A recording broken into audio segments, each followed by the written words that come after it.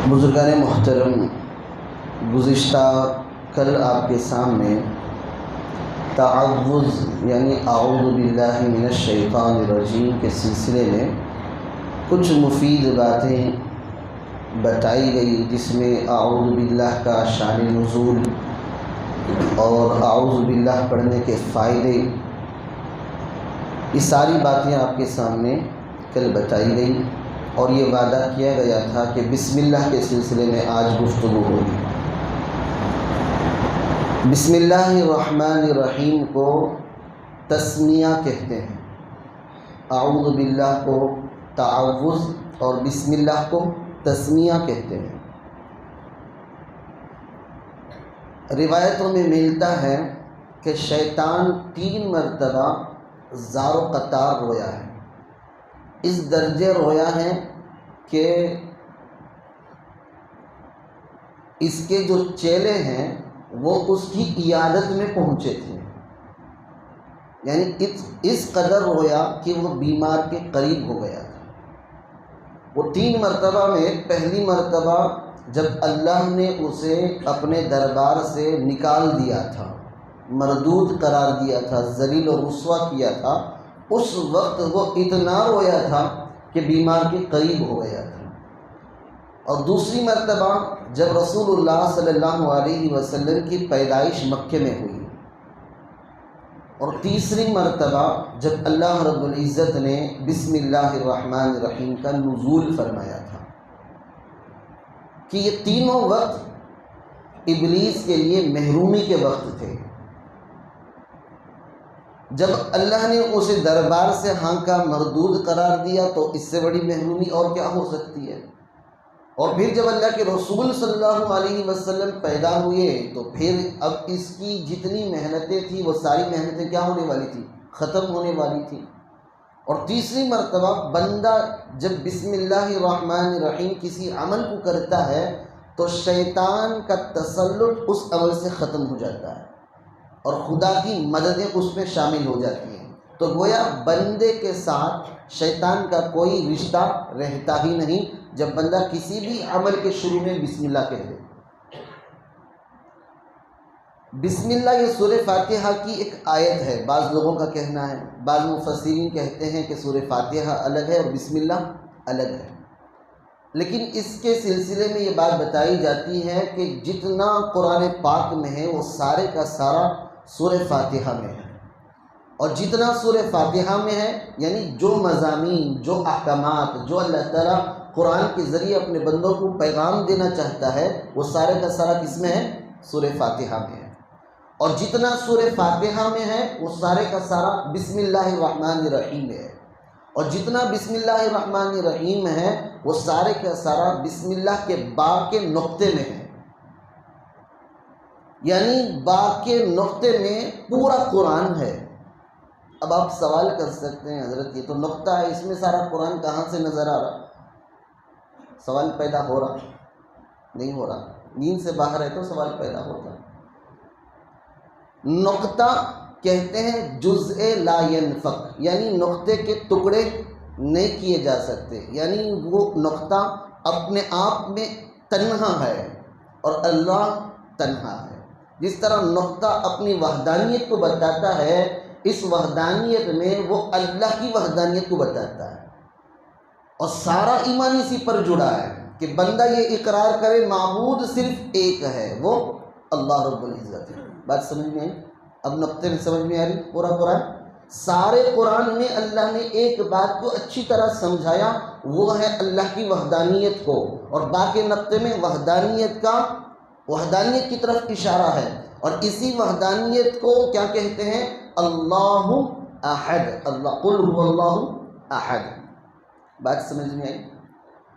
اب میرے بھائی وہ ہر کام کے شروع میں جب بسم اللہ الرحمن الرحیم بندہ پڑھنے کی عادت ڈالتا ہے تو اللہ رب العزت اس کے ساتھ اپنی مدد شامل حال کرتے ہیں، اس کے علاوہ کئی انعامات سے نوازتے ہیں کہ بندہ ہر عمل کے شروع میں جب بسم اللہ پڑھتا ہے تو اس کے لیے شیخ عبد القادر جیلانی نور اللہ مرقدہ اپنی کتاب غنیۃ الطالبین میں لکھتے ہیں کہ اللہ بندے کو دین پر استقامت کی دولت دیتے ہیں، دوسرا موت کی سختی اللہ تعالیٰ اس پر آسان کر دیتے ہیں، تیسرا اللہ تعالیٰ قبر کی سختی سے اسے آزاد کر دیتے ہیں، چوتھا منکر نکیر کا خوف اس پر طاری نہیں ہوتا، اور پانچواں قبر کو اللہ کشادہ کر دیتے ہیں، اور چھٹا جب بندہ قبر سے نکلے گا اس کے چہرے کو نورانی بناتے ہیں، اور ساتواں جب بندہ میزان پر پہنچتا ہے تو اس کے عمل میں بھاری پن آتا ہے، اور پانچواں جب اللہ کے حضور آتا ہے، آٹھواں جب بندہ اللہ کے حضور آتا ہے اللہ کو اس کے ساتھ حساب میں نرمی کرتے ہیں، اور نواں بندہ جب جنت کے قریب پہنچتا ہے تو جنت اس کا استقبال کرتی ہے۔ یہ 9 فائدے ہیں کہ بندہ اگر ہر کام کے شروع میں کیا پڑھے، بسم اللہ الرحمن الرحیم پڑھے۔ حضرت سب بھی یاد رہتا ہے بسم اللہ سے اپنی رتن حضرت۔ آج ہمارے درمیان برکتوں کی محرومی کی وجہ یہ ہے کہ ہم کام کے کسی بھی شروع میں بسم اللہ نہیں پڑھتے۔ اگر کام کے اندر نفع ہے تو اللہ تعالیٰ آسانی کے ساتھ وہ نفع دیتے ہیں، اگر کام کے اندر نقصان ہے تو بسم اللہ پڑھنے کی وجہ سے کام کے نقصان سے ہماری حفاظت کرتے ہیں۔ یہ 2 بڑے فائدے۔ جب کسی بھی کام میں آپ بسم اللہ کہیں، حتیٰ کہ حضرات صحابہ بسم اللہ کہہ کر زہر پی لیے ہیں، بسم اللہ کی برکت سے زہر کا اثر نہیں ہوا۔ بتاؤ اس سے بڑا نقصان کیا ہو کہ لوگ سارے کہیں کہ ایسا زہر جس کے پینے کے بعد منٹوں میں بلکہ سیکنڈوں میں بندہ مر جائے، ایسا زہر بسم اللہ کہہ کر پی لیے خالد بن ولید رضی اللہ عنہ، اور وہ دعا تھی بسم اللہ الذی لا یضر مع اسمہ شیء فی الارض ولا فی السماء وهو السمیع العلیم۔ اب میرے بھائی عزیزوں، یہ بسم اللہ کے بارے میں شان نزول کا سلسلہ بتایا گیا کہ بسم اللہ سب سے پہلے حضرت آدم علیہ السلام پر نازل ہوئی، اور آدم علیہ السلام اپنی اولاد کو کہا کرتے تھے کہ جب تک تم ہر کام کے شروع میں بسم اللہ پڑھتے رہو گے اللہ کے عذاب سے محفوظ رہو گے۔ اب پھر جب آدم علیہ السلام کا انتقال ہوا، قوم کے اندر بسم اللہ کے ساتھ ناقدری ہوئی تو اللہ نے بسم اللہ کو اٹھا لیا۔ حضرت ابراہیم علیہ السلام تک درمیان میں کسی نبی کو بسم اللہ نہیں ملی۔ حضرت ابراہیم علیہ السلام جس وقت منجنیق میں بیٹھے تھے، یعنی ابراہیم علیہ السلام کو جب نمرود آگ میں ڈالنے والا تھا اور منجنیق میں بٹھایا تھا، منجنیق مطلب کیا بولتے ہیں اسے، رسی میں ڈال کر جو پھینکنے کی چیز ہوتی ہے، غلیل آسان لفظ میں، اس میں بٹھایا تو اس وقت اللہ تبارک و تعالیٰ نے اس آیت کا نزول فرمایا بسم اللہ الرحمن الرحیم، تو غلیل میں بیٹھ کر بسم اللہ پڑھے تھے، جس کی برکت سے آگ کیا ہو گئی تھی، نقصان دینے والی نفع میں بدل گئی تھی۔ اب میرے بھائی ابراہیم علیہ السلام کے انتقال کے بعد پھر قوم نے بسم اللہ کے ساتھ ناقدری کی، یعنی کسی کام کے شروع میں بسم اللہ نہیں پڑھتی، تو اللہ نے پھر اس آیت کو اٹھا لیا اور پھر حضرت موسیٰ علیہ السلام کے زمانے میں اتارا، اور موسیٰ علیہ السلام سے کہا گیا کہ جب بھی کسی دشمن کا مقابلہ ہو آپ بسم اللہ پڑھ لیں، آپ کی کفایت کی جائے گی۔ تو قارون، نمرود، فرعون، جادوگر جب بھی موسیٰ علیہ السلام مقابلے کے لیے آئے ان دشمنوں کے، سب سے پہلے جملہ جو کہتے تھے وہ بسم اللہ الرحمن الرحیم کا، جس کی وجہ سے ہر جگہ موسیٰ علیہ السلام کامیاب ہوتے چلے گئے۔ قارون کے سامنے بھی قارون نے کتنا بڑا دھوکہ کیا تھا معلوم ہے کہ زنا کی تہمت لگا دی تھی، اور پھر حامان جو موسیٰ علیہ السلام کو کیا کرتا تھا، ذلیل کرنے کی کوشش کیا کرتا تھا۔ فرعون تو تھا ہی دشمن، اور تمام جادوگروں کے سامنے جب آئے تو میرے بھائی وعزوں ساروں نے اپنی جادوگری دکھائی، حضرت موسیٰ نے صرف عصا ڈالا، عصا ڈالتے ہوئے بسم اللہ کہا، وہ عصا اژدہا بن گیا اور ساری جادوگروں کی جادوگری ختم ہو گئی۔ اب پھر میرے بھائی وعزوں اللہ تبارک و تعالیٰ نے موسیٰ علیہ السلام کے بعد اس آیت کو اٹھا لیا اور حضرت سلیمان علیہ السلام کو دیا اور کہا کہ یہ بسم اللہ امان کا ذریعہ ہے، ہر شر سے امان کا ذریعہ، اور کہا کہ آپ اپنی قوم کو بتائیے۔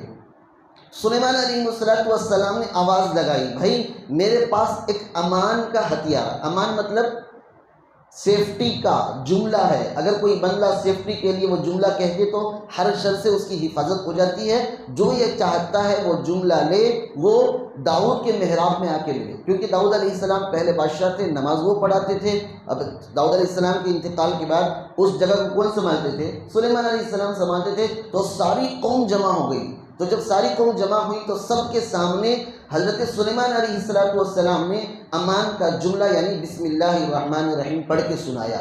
جب بسم اللہ الرحمن الرحیم پڑھ کے سلیمان علیہ السلام نے سنایا تو آسمانوں کے فرشتے تھر تھرانے لگے اور کہنے لگے کہ اب آپ کی حکومت مکمل ہوئی ہے، یعنی ساری دنیا پر حکومت، جنوں پر بھی، جانوروں پر بھی، انسانوں پر بھی، ہواؤں پر بھی، سب کچھ حکومت ہے، لیکن مکمل نہیں تھی۔ جب یہ آیت دی گئی تو فرشتوں نے کہا کہ اب آپ کی حکومت مکمل ہو گئی۔ اور پھر میرے بھائی معززو اس کے ساتھ ناقدری کی گئی تو اللہ تبارک و تعالی نے اسے اٹھا لیا۔ حضرت عیسیٰ علیہ السلام کے زمانے میں اسے اتارا۔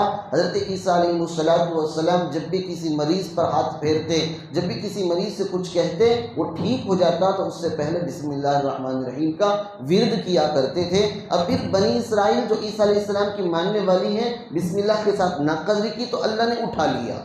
اور پھر اللہ کے رسول صلی اللہ علیہ وسلم کے زمانے میں اللہ کے رسول پر نازل فرمایا اور فرمایا کہ جب آپ فتح مکہ میں داخل ہوں تو بسم اللہ کہتے ہوئے داخل ہوں۔ تو جو فتح مکہ کے موقع پر اللہ کے نبی کی زبان پر بسم اللہ الرحمن الرحیم کے کلمات سے اس سفر کا آغاز ہوا تھا، جس کی وجہ سے دوست دشمن کے دل بھی نرم پڑ گئے تھے، اور وہ لوگ جو قسمیں کھائے تھے پہاڑوں سے کود جائیں گے، آگ میں جل جائیں گے، سولی پر لٹک جائیں گے، اسلام قبول نہیں کریں گے، لیکن اس بسم اللہ کی برکت سے ساروں نے اسلام قبول کیا۔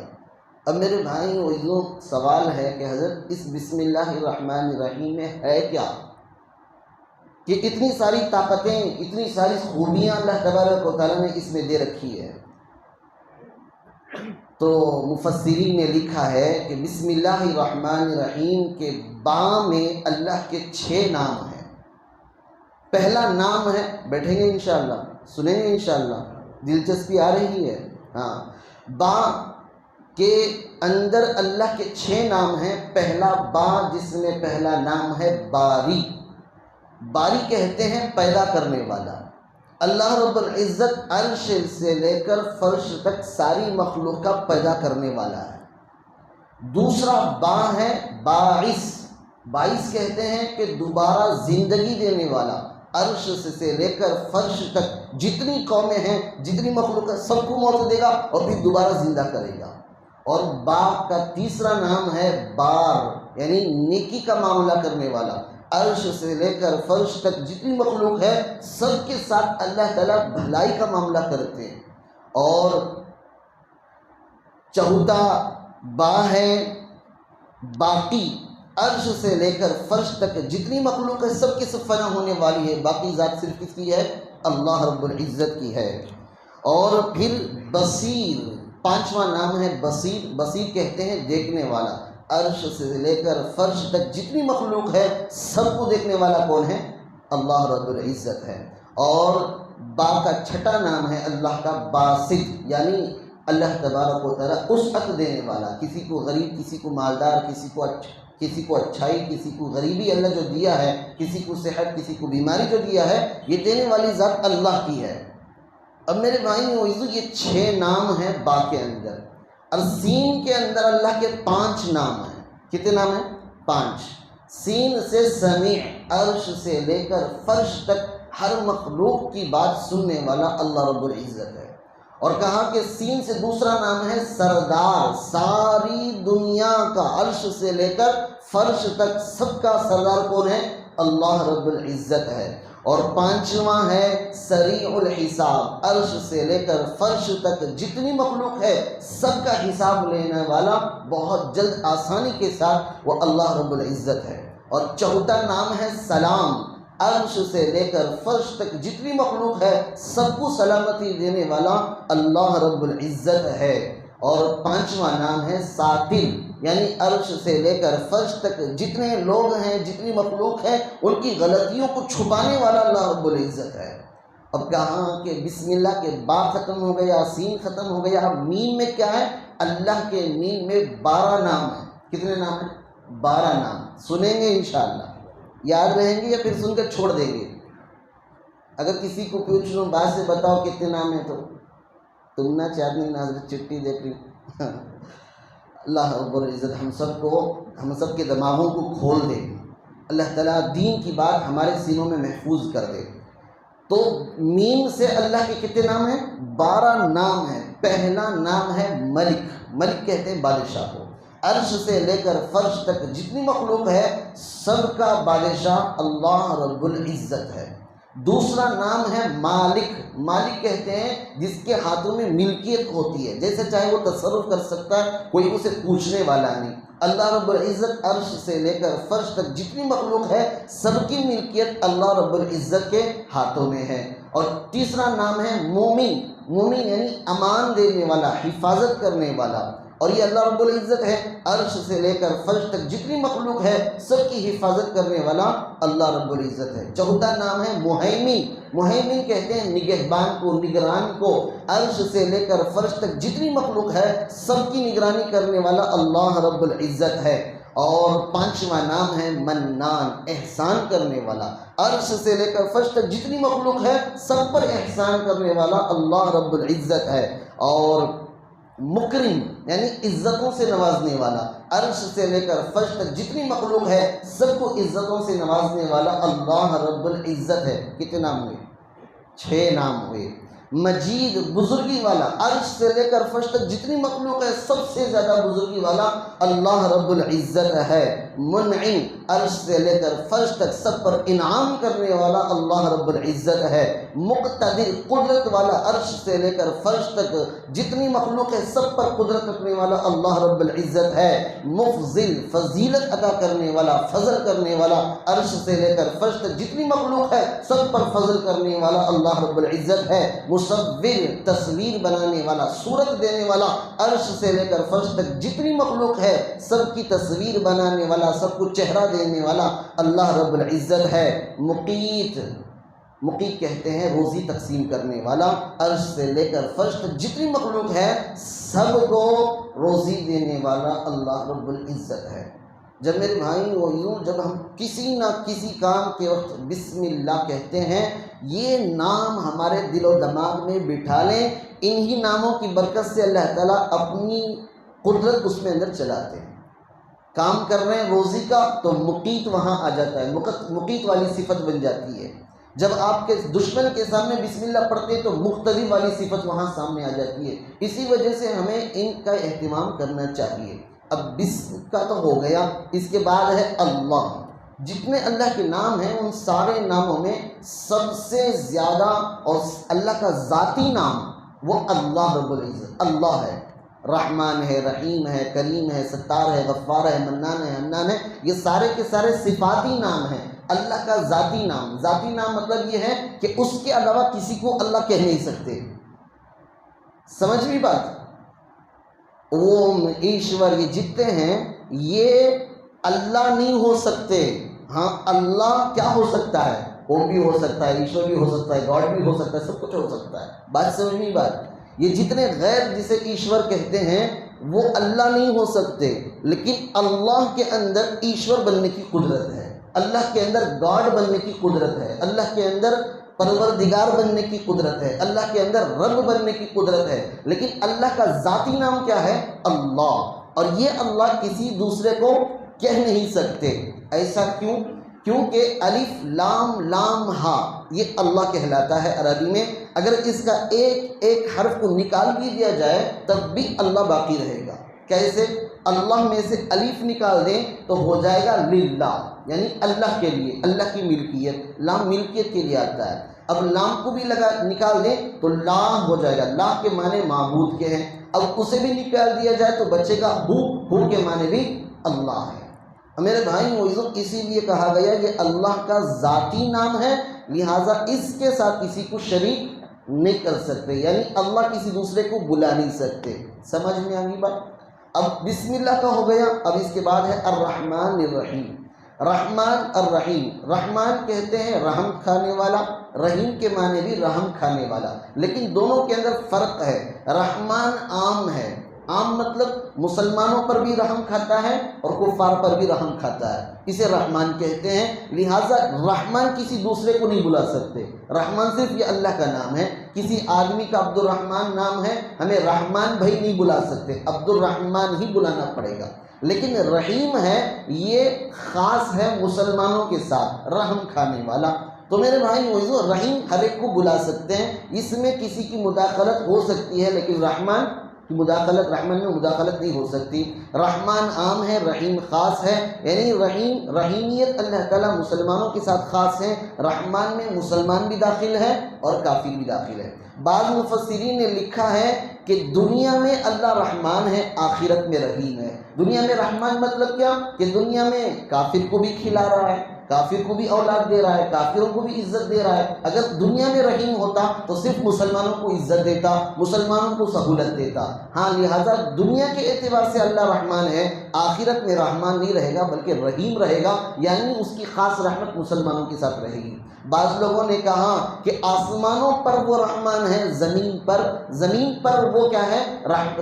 رحمان ہے، آسمانوں پر رحیم ہے۔ مطلب کیا کہ زمین والوں پر تو آزاد کر دیا، چاہے گناہ کرو نیکی کرو، کوئی پوچھنے والا تمہیں نہیں، دنیا میں کیا کر لو جیسے چاہے آزاد رہو۔ لیکن آسمانوں پر ایسا نہیں ہے، کسی فرشتے کی مجال نہیں کہ وہ گناہ کر دے، کسی فرشتے کی مجال نہیں کہ وہ اللہ کی نافرمانی کر دے۔ تو لہٰذا آسمانوں کے اعتبار سے وہ رحیم ہے، زمینی اعتبار سے وہ رحمان ہے۔ بعض لوگوں نے کہا کہ گناہ گاروں کے لیے رحمان ہے، نیک لوگوں کے لیے رحیم ہے، یعنی گناہوں کے باوجود اللہ تعالیٰ عزتوں سے، کھانوں سے، نعمتوں سے نوازتا ہے، رحمان کی صفت ہے۔ لیکن رحیم کیا ہو جائے گا؟ نیکوں کے ساتھ ہوگا کہ وہ ان سے غلطی بھی ہو جائے گی تو اللہ کیا کر دے گا؟ انہیں درگزر کر دے گا۔ اب میرے بھائی وہ یہ تھی بسم اللہ الرحمن الرحیم کی مختصر سے بھی مختصر تفسیر۔ اللہ تعالیٰ عمل کی توفیق عطا فرمائے۔ اب میرے بھائی وہ ابھی رات تراویح ہوئی تو تراویح کے اندر جن آیات کو پڑھا جا رہا تھا، ان آیات کو سنتے ہوئے، کیونکہ اللہ رب العزت نے علم کی دولت سے نوازا ہے، قرآن کو سمجھنے کی دولت سے نوازا ہے، تو ان آیات کو پڑھتے ہوئے ایک عجیب لذت محسوس ہوتی ہے۔ مجھے بڑا افسوس ہوا کہ ہمارے بھائی رمضان کے مہینے میں بھی تراویح سنتے ہیں لیکن قرآن کے سمجھنے سے کیا ہے؟ قاصر ہیں۔ تو لہٰذا ہمارے دل میں خیال آیا کہ چلو عشاء کے بعد، تراویح کے بعد ایک آدھ گھنٹہ یا پھر 20 منٹ کیا ہو جائے، قرآن کا اس دن جو قرآن کی تلاوت کی جائے اس کی تھوڑی تفسیر ہو جائے۔ فجر کے بعد تو نیند غالب رہتی ہے، حضرت کچھ بول رہی، وہی پیاز اور پیاز کا مسئلہ ہے، لہٰذا عشاء کے بعد تو بشاشت رہتی ہے، تو لہٰذا 9:50 پر یا 9:55 پر تراویح ہو جاتی ہے اور 10:30 بجے نیچے تراویح شروع ہوتی ہے، تو اس سے پہلے ہمارے پاس 25 منٹ رہتے ہیں، تو لہٰذا چلو اس وقت کچھ تفسیر کر لی جائے۔ آپ بیٹھیں گے انشاءاللہ؟ ایسا معلوم ہو رہا کہ کوئی بھی بیٹھنے تیار نہیں۔ 10 احباب بولے انشاءاللہ بیٹھیں گے انشاءاللہ؟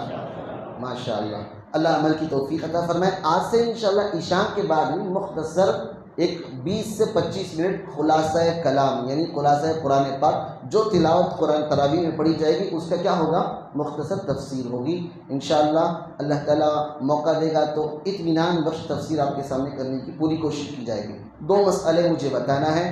پہلا مسئلہ یہ ہے کہ اگر بندے کو غسل کی ضرورت پڑ جائے سحری کے وقت میں، تو بعض لوگ سمجھتے ہیں کہ روزے کے لیے غسل ضروری ہے۔ نہیں، روزہ رکھنے کے لیے غسل شرط نہیں ہے، نمازوں کے لیے غسل شرط ہے، روزہ رکھنے کے لیے غسل شرط نہیں۔ مطلب کیا کہتا ہے؟ غسل کرنے سے رہے گا کہ حضرت 90 بعد میں غسل کر لے، جبھی پہلے سحری کھا لے کر کو، یعنی مطلب بہت سارے لوگ کیا سمجھتے ہیں، ارے غسل واجب ہو گیا نا، اب میں غسل کر لے کو بیٹھنا، سحری کا ٹائم نکل جاتا، اب میں روزہ نہیں رہ سکتا، اس طرح کے خیالات ہیں۔ یا پھر بعض لوگ روزہ رکھتے ہیں، گرمی کی وجہ سے احتلام ہو جاتا ہے تو سمجھتے ہیں روزہ ٹوٹ گیا۔ ایسا ہرگز نہیں ہے۔ روزے کی صحت کے لیے غسل کرنا چاہیے، غسل رہنا چاہیے، لیکن روزے کو پورا کرنے کے لیے غسل ضروری نہیں ہے۔ غسل الگ مسئلہ ہے، روزہ الگ مسئلہ ہے۔ نماز کی طرح نماز پڑھنے کے لیے غسل ضروری، مسجد میں آنے کے لیے غسل ضروری، روزہ رکھنے کے لیے غسل ضروری نہیں ہے۔ سمجھ میں آگی بات؟ مردوں کے لیے، عورتوں کے مسائل الگ ہیں۔ ایک پہلا مسئلہ۔